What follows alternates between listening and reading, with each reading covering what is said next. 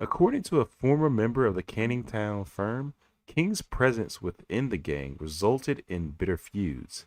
John Rawlinson said that King had angered many with his attitude. He joined up with our firm after coming out of prison, much against my better judgment. Once he did, he systemically began to turn everybody against each other and caused a lot of bad feelings. Once former associate said of King, he was a nice fella in his own way, but you wouldn't want to get on the wrong side of him. While another said he was a violent bully. Now let's get into Rolex Dave. Police investigations link King to the lucrative London trade in stolen watches, something that earned him the I don't know that word. Sobriquet? It's not key. It gotta be K. Sobriquet. Gotta look that word. I gotta copy that one. We'll reread that sentence, but I gotta come back to that word. All right. So sobriquet. No, sobriquet. No, sobriquet. You didn't know where sobriquet. Okay, sobriquet is a person's nickname. Okay. God for that. Okay. Oh, if I would have used some info skills, I probably could have figured it out. All right. Police investigations link King to the lucrative London trade in stolen watches, something that earned him the sobriquet Rolex Dave. King was rumored to sell stolen watches to the Bratva or Russian mafia. Around this time, King began forming connections with other criminal groups. It's like once you start, you can't stop. That's what it seems like. King eventually started his own nightclub in Stevenage called the Renaissance. It became known as a notorious center for drug dealing and was closed by the local council for non-payment of rent in 2002. One bar manager in town said it was a drugs haven. It was full of them. By the early 2000s, he expanded his criminal activities and included handling stolen property and drug dealings, and had begun trafficking large quantities of drugs into the United Kingdom. This lucrative but highly dangerous business had netted him hundreds of thousands in illicit profit, but also many enemies within the underworld. So lucrative was the drug trafficking business. The king lived in a 554,000-pound home at Ardley Herts, financed through his drug dealing and criminal activities. Seems like the brokers and the realtors did not care where he gave his money because he probably bought it in cash. But Rolex Dave knew the dangers he faced, and this was the reason why he took precautions wherever he went. One particular incident had caused King to suspect his life was in danger. In June 2002, a heroin shipment was intercepted by customs, a relatively common occurrence. However, this shipment was worth 100,000 pounds. King and his 4 criminal associates were arrested over the 14 kilos drug seizure. Good Lord. All 5 were charged with drug offenses. However, proceedings against King, by then a father of 2, were dropped at an early stage. This prompted one of his co-defendants to shout in court that he was a grass, and soon caused a fallout within the criminal gang. Oh, I can see. Yeah, cause you ain't supposed to get off. Not for no 14 kilos. You got off early. Not a good look, King. His gangland associates have been harboring fears for some months that their firm had been infiltrated by police or customs grass. Okay, just learned what grass meant. Grass, and the ease with which King had gotten off pointed the finger at him, said Detective Inspector Paul Maggie of Essex Police. I wonder if police ever just let somebody off free on purpose, make people suspect them. It says D.I. McGee, I'm a detective inspector, Maggie, I'm going with Maggie, said, this is a tit for tat killing. King knew he had a problem, that there was a threat to his life. King took a contract out on Sharma. David Sharma, a one-time friend of King from North London, was so frightened of the 6'3", 18-stone King that he fled to Cannes in south of France and went into hiding under a false identity. Okay, let's convert 18 stone into pounds so I know how big King was. Okay, so King was 6'3", 252. Pretty big guy. When 2 of the other men arrested wait, I said this is wrong, but I can figure this out.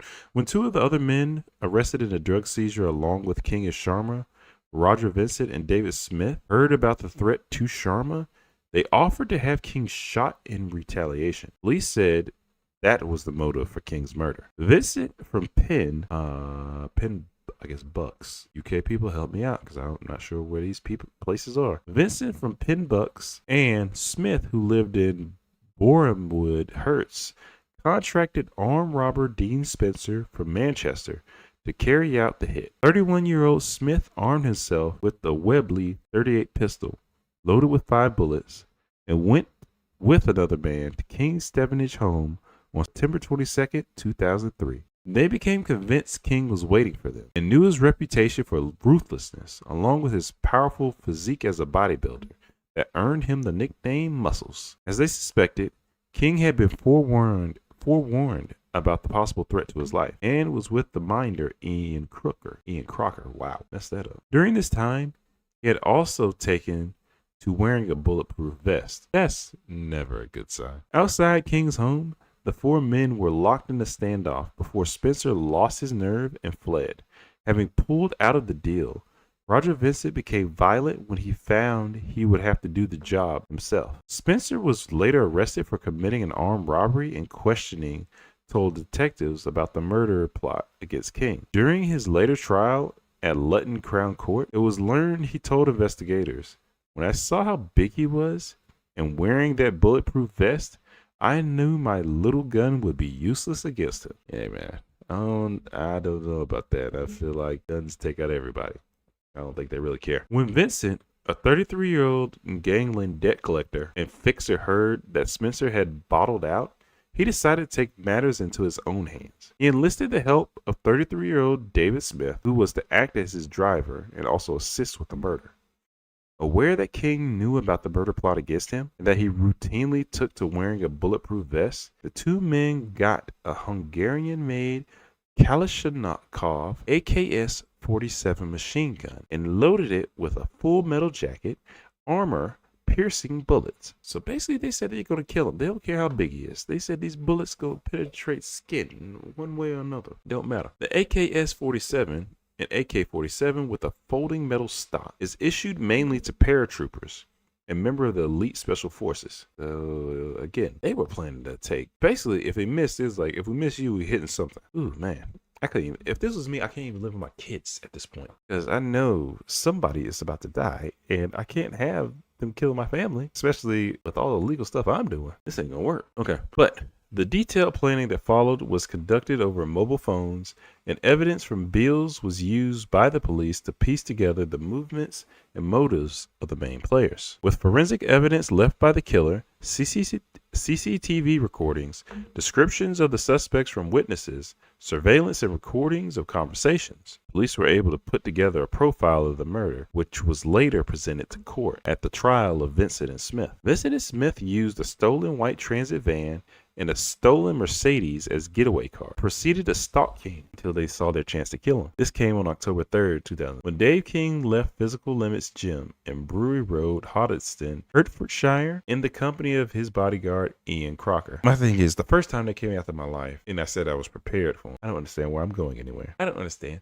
why I have not moved. My life is in that danger, and no matter how much money I'm making, I cannot enjoy it if I am 6 feet under. But I'm pretty sure he thought he was invincible at this point, but yeah, he messed up bad. As the 2 men walked outside, a white van driven by Smith pulled up alongside King.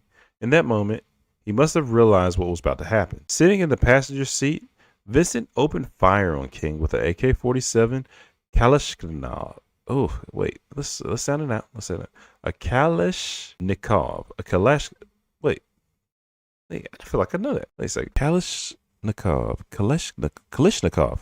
A Kalashnikov assault rifle. I've been saying it. I'm to let you know that word looks a lot different in how it sounds. A Kalashnikov assault rifle discharging at least 26 rounds of armor-piercing ammunition. Jeez, David got the video. And what was described in court as a classic drive-by assassination, King was struck at close range by 5 rounds from the 3-second burst that hit him in the chest, arm, and leg. He died instantly. Other rounds peppered King's car.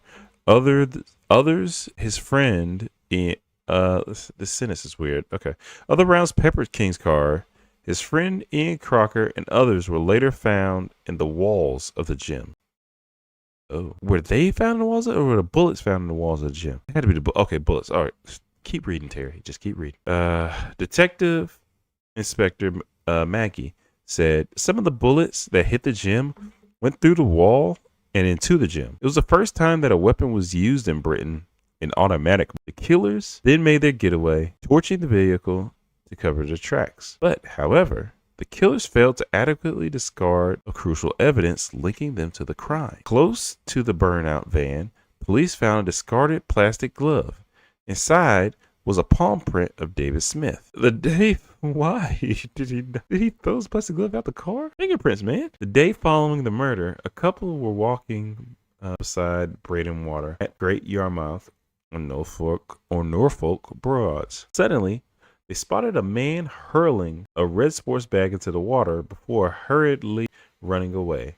The walkers retrieved the holdall. Really? Man, they better than me. The walkers retrieved the holdall and inside found it contained AKS-47 assault rifle and spare rounds of ammunition. Police were able to prove the gun, which had previously belonged to the Hungarian prison authorities, was the same one used to kill Dave King. Further evidence was recovered from the murder weapon. On the lip of the curved ammunition clip, they found traces of Smith's DNA. Meanwhile, on a towel in the same bag, forensic officers found saliva, DNA from Vincent, definitely linking him to the crime. Yet, further evidence was uncovered on another towel that was found to contain fibers from a unique jute rug, which was at a flat used by Vincent. CCTV footage recovered by investigators placed Smith wearing a distinctive hat at a filing station in Hoddesdon. Oh, I think it says filling, probably gas station. Mobile phone transmissions from Hoddesdon and Keynes. Ooh, your boy's eyes are playing tricks on him. Mobile phone transmissions from Hoddesdon to Keynes, analyzed by police minutes after the shooting, indicated that Vincent and Smith had called David Sharma to tell them they had murdered King. Sharma, who was wanted for his involvement in the King's slaying, disappeared and was being actively hunted across Europe by Interpol. Bad man. A fourth man, really another guy? A fourth man, 38-year-old Julian Elfs from Highcombe, Bucks, was convicted of assisting an offender. When it was proved he had helped Vincent lie low after the shooting, arrested shortly after the killing. I must have read the sentence wrong. Let's see. Julian Elfs from Highcombe, Bucks was convicted of assisting an offender. When it was proved he had helped Vincent lie low after the shooting. Arrested shortly after the killing, Vincent boasted to detectives under questioning that he had made $250,000 in cash every year from a string of clubs he controls in the east of England. I said £250,000. Vincent, who drove a £100,000 convertible Aston Martin DB7, was charged with King's murder. Assets worth £1.6 million were frozen by court order on the grounds that his funds were linked to drug trafficking and money laundering. Assets included his house in Hertfordshire, a £1 million property in London, and a £7,500 in 4 bank accounts. The detective said, "Whenever we talked to anyone in the underworld about Vincent, we discovered people were terrified of him. He is not a big man physically, but has a fearsome reputation for violence and as a hired gun." For his part in the murder plot, father of 4 Vincent was sentenced to serve at least 30 years. His criminal associate and getaway driver, David Smith, was sentenced to a minimum of 25 years in his part of them. Elfs was jailed for 5 for assisting Vincent, and Dean Spencer admitted a conspiracy to murder King and was sentenced at a later date. After they were convicted, Mr. Justice Wilkie said, this was a thoroughly planned, ruthless, and brutally executed assassination of a criminal by a small team. It was committed in a public street during daytime and involved an automatic firearm. It was only by great fortune that no other passengers or passers. Let me reread that. That was just terrible. I know it's terrible because I can't see it. So the detective said, whenever we talk to anyone about the underworld, Vincent, okay, I can't see it. I just can't read. Forget that. This was a thoroughly planned out, ruthless, and brutally executed assassination of a criminal by a small team. It was committed in a public street during daytime and involved an automatic firearm. It was only by great fortune that no other passerbys were seriously injured or worse. The murder of Dave King has been orchestrated as part of a plot to eliminate him before he managed to kill David Sharma. The 2 killers were friends with Sharma and offered to wipe out King purely as a favor with no payment involved. Oh wow. Rolex Dave was a dangerous individual, known for his violent tendencies and criminal activities. However, not everyone remembers him for the crimes he committed. His parents, Jimmy and Norma King, remember the Glasgow-born son as a football-crazy man. And of course, the parents remember him as a great man. In a statement after his death, they said he was ambitious for himself and for his family and wanted the best for his children. A devout Muslim, David's bodybuilding formed a great part of his lifestyle. He was proud of his appearance and a perfectionist in all that he did. The violent death of Dave King came as a shock to the community in Hoddesdon. But in the criminal underworld, rivalries and killings are not uncommon. Despite this, a police source said, whatever someone's past, no one deserves to be killed like this. But it was the way of the world he operated in. Yeah, that would be my thing. My thing is, he's from that life. What would you expect? You looking over your shoulder every day. Couldn't do it. But also, did it say he was breaking at 100,000 pounds a month? My man was living like a ball player.